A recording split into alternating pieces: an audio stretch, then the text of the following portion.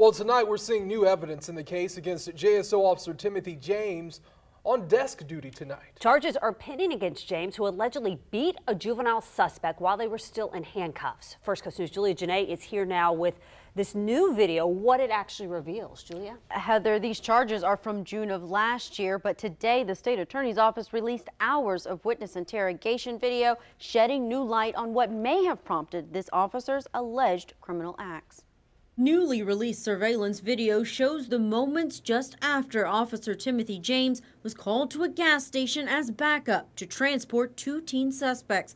James is seated there in front of the patrol car, and after the JSO sergeant walks away, there's something that causes James to quickly get out of the front seat and walk around to the back where the Campos brothers are handcuffed. He even glances toward the sergeant just before he opens the rear door. The patrol car blocks much of what happens next, but it's clear there's an emergency as the sergeant walks back to the commotion, then runs. One of the suspects appears to be thrown around by James just as the other officer arrives. He's fully on top of him, and all I can see is his arm coming up and down. That's the voice of the sergeant when investigators questioned him after this incident. But I'm yelling the whole time, James, stop. Tim, stop. Police would also question the suspects. Did you witness how badly he treated my brother? Older brother Jesus Campos admitted his younger brother spit towards James minutes before fists were thrown. The 17-year-old's injuries would require medical attention on the scene. I couldn't answer him,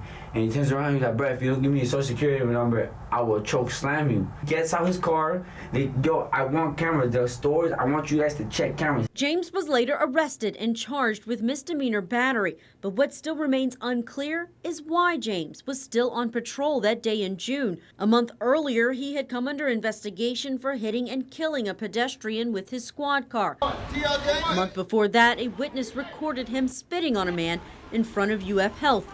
No charges applied in either of those two previous incidents.